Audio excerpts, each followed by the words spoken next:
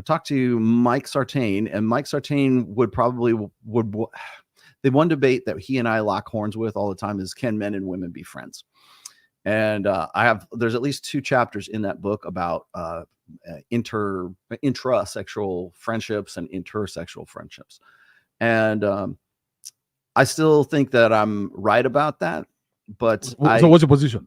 Well, I don't think that men and women can be friends, but I would say they can be friends in the same way that men and men are friends and women are friends. So when we look at friendship between men and women in today, in the 21st century, in like a gynocentric world, I think there's this prevailing atmosphere, this idea, like sort of this subroutine going on in our heads, that there's a difference between men and women, and that the guy who is trying to be friendly with the girl is basically just trying to get in her pants, right? Anytime he's being nice, he's just offering dick, right? And women don't know this, or that there's some sort of pretense that men and women have to be exactly the same, because they can't be different if they're going to have an equal and a co-equal friendship like they would similarly with their girlfriends or with their guy friends. So I point out in the book, and I've made this pretty clear in the book, but the thing I would probably revise a little bit is, I would say that men and women can be friends, but they cannot be friends in the same way that men and men are friends and women are friends. Because what happens is, when a guy and a woman are pretending to be friends, or would, like, say, hey, we're going to go hang out and do stuff, or we have sort of this platonic friendship, the premise or the sort of subtext to all of that is the guy just wants to get in her pants, right? He's in the friend zone. He's trying to figure out how to get out of the friend zone. And as soon as he proves his quality and proves himself as being such a reliable, good, dependable guy, then she'll suddenly go, oh, you're the one after all, and I really want to have sex with you right now. There's that. But what I was saying is that when women and women communicate and they're friends, when women relate with other women as friends, there's a whole different dynamic going on there than it is when guys are friends and they're hanging out and doing what guys do as friends, right?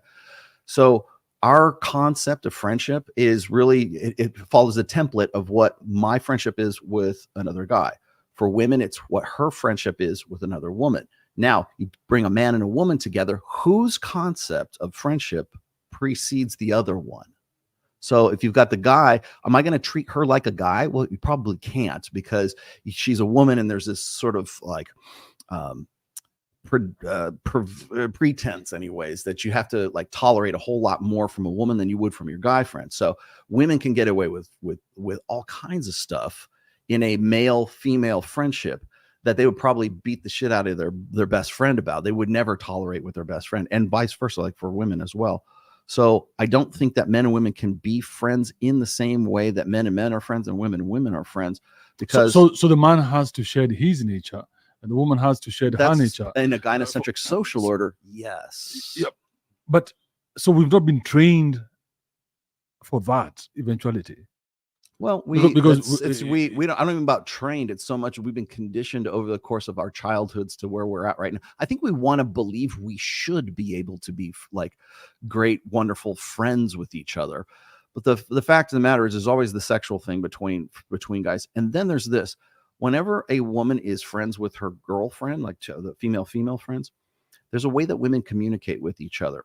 If the man who is the friend in the female-male thing starts talking and starts putting up with and starts trying to relate to that woman as another female friend, then she sees him as just another chick.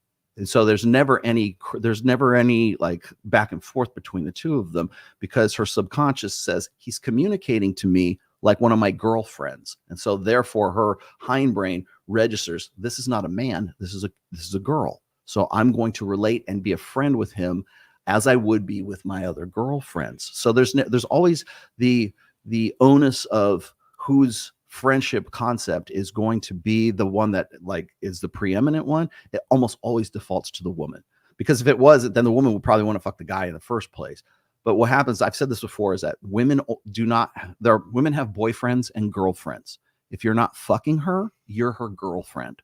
And people lose their minds when I say something like that, because they think it's some stupid red pill catchphrase. But the reason why I say that That's a maxim, by the way. It's a red pill maxim. Women have boyfriends and girlfriends. If you're not fucking her, you are her girlfriend.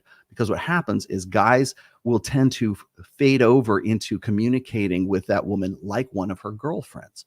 When that happens, especially if you're in the friend zone, then you just become one of the girlfriends that she goes and she hangs out with and does her nails with and, like, you know, does whatever that is that women do with their other friends.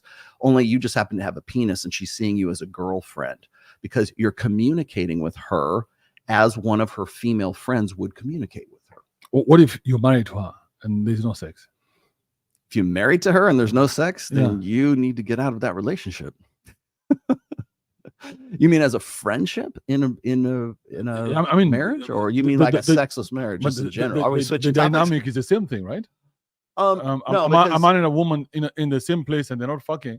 Then what are they doing? Well, that's another thing I get run up the flagpole for quite a bit is I will say that, you know, sex is the glue that holds a relationship together. Yeah. If you do not, okay, I usually put it like this. I have, like, you're my friend, my brother. I love my brother. I love my friends. I love my dog. I love my daughter. I love my wife. But I only fuck my wife of all those people. Okay. What defines my relationship with my wife is the fact that I have sex with my wife. That's the glue that holds that together. Now, do I love my brother? And yeah, I do, but I have a different relationship with my family, my friends, and, you know, my pets and everything, my daughter and everything else. But what defines my relationship, what defines husband and wife, is the sex. You take the sex away, you're just a roommate. You're just, you might as well be platonic friends at that point.